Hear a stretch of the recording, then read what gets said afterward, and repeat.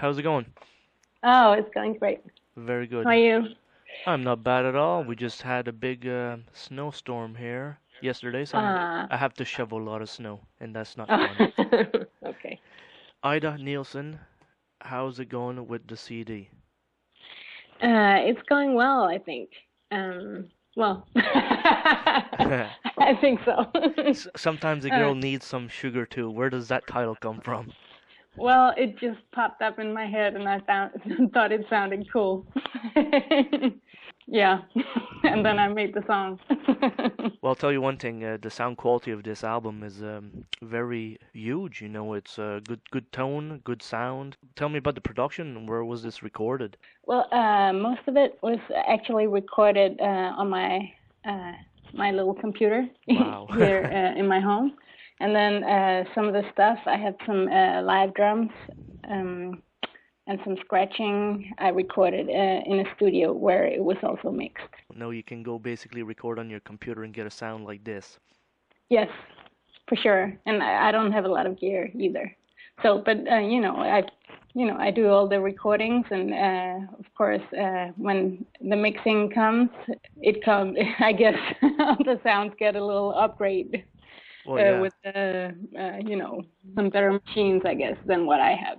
So, Ida, let's say with social media in general, Uh-huh. something like this, like this album, does it get distributed fine on the internet? Oh yes, I think. I mean, this is I only released this album as a digital download, and I guess it's everywhere where you buy Online. digital stuff. Yeah, yeah. So it's just out there. So, in that sense, it's a worldwide release. Yeah, yeah. And it's being from Denmark, and I guess the music I make does maybe appeal more to people not living in Denmark.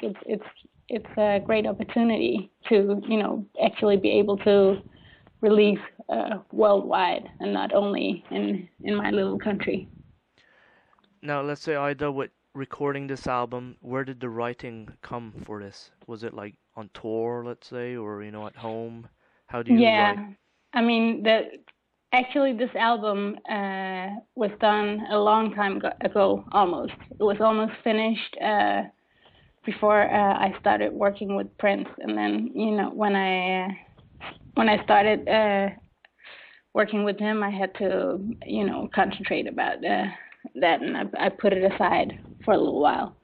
So I actually only needed to finish some vocals and have some rap recorded, and then the mixing.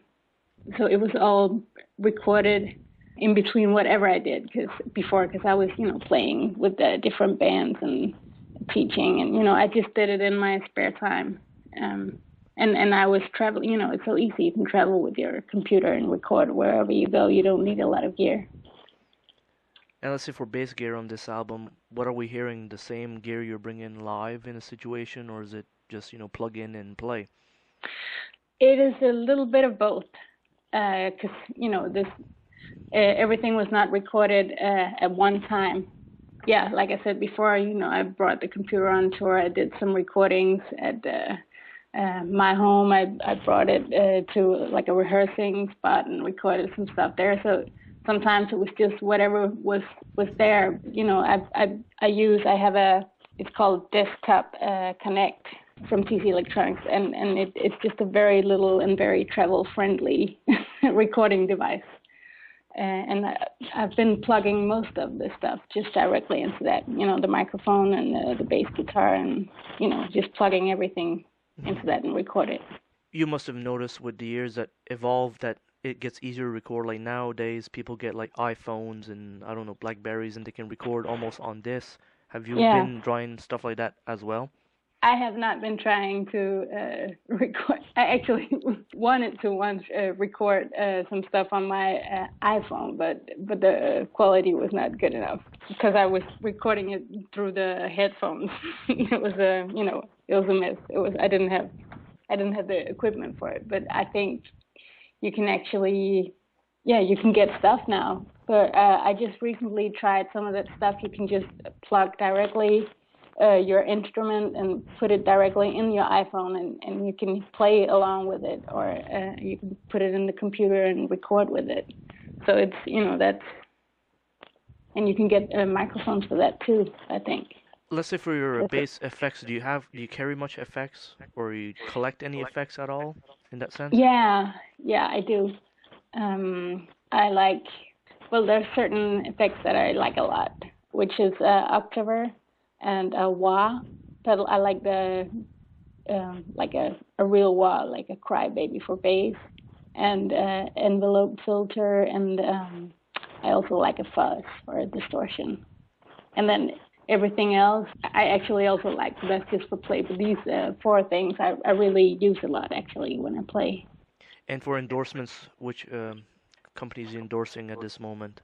Well, I have no exclusive deals, but some people have been very kind and given me some gear that I'm very happy to play.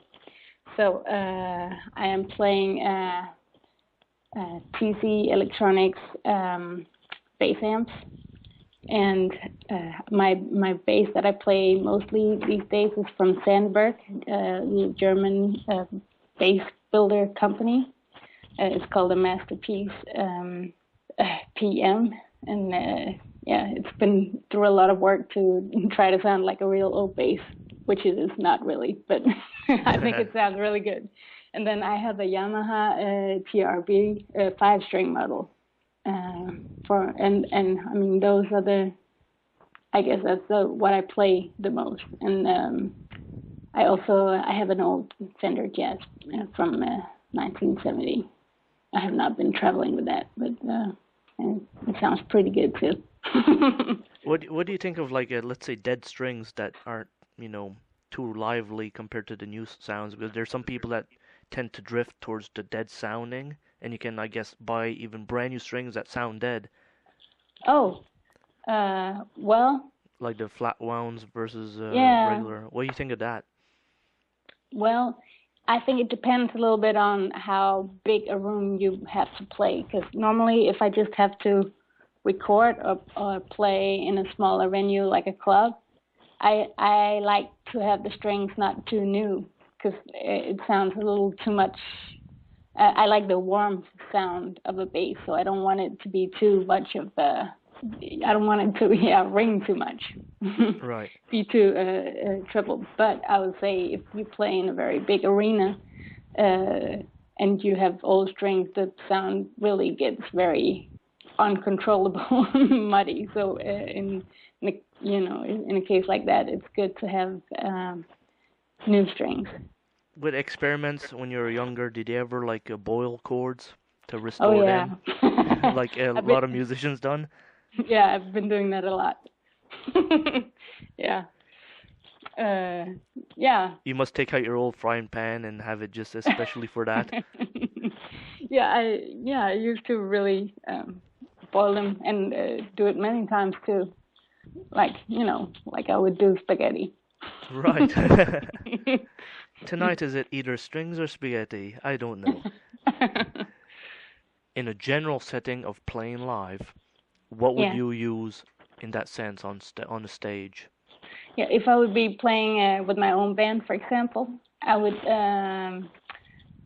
Well, we don't play that big venues. We play clubs and stuff, and I normally have like a tower of 2 times 2 10s, or 1 time 2 12s and 1 time 2 10s of the RH 450 TC amp, and then I'll have my 5-string, the Yamaha TRB, and the Sandberg, the 4-string, to have possibility of both 5 and 4-string. Plus, they sound quite different, so I like to have that be able to have a different sound. Then I have my pedal board, which has a crybaby bass, and it has envelope follower from Emma Electronics, which is a Danish company. It's called Discombobulator. And I have an Octaver, and right now I'm using the POG electro harmonics. I have a fuzz, which is actually just a overdrive, and I don't have. I mean, I have a Dan Electro old pedal that sounds really trashy, and I'm trying to, they don't make that specific pedal anymore, so I'm actually experimenting a little bit to find something that matches that. That's my basic setup. That's a basic setup. Is very elaborate. Very good, very good. It must have taken you some years to get this, set up to say this is what I need or want. Yeah, I guess I'm not so much of a gear freak actually. So, but it's really important to me that it's pretty easy to use what I have and it sounds right. So I just when I find something that sounds good, then that's it. But yeah. Now, besides bass, is there any other specialty you do, like play guitar, piano, anything like that in music? Yeah, I play a little bit of guitar, and I play piano too. I actually compose a lot of my songs on the piano, and yeah, I play a little bit of drums too, as I think most musicians do. So in that sense, you're an all-round musician, and when it comes time to recording, it's usually not a problem. You know exactly what you want. Yeah, yeah. I mean, I've been doing. I record all my keys myself, and do all the basics. And then the first album I did, I also played guitar on some of the songs, which I regretted afterwards. So on this one, I had people coming in and playing on it. Well, Nielsen, a real pleasure talking to you, and this album, Sometimes a Girl Needs Some Sugar Too, sounds awesome. Are we going to see a video with this anytime? Ooh, I have no plans about that, to be honest, but I think it would be fun to do one. Yeah, we'll see, I guess. To promote to all that YouTube and Facebook friends. Yeah.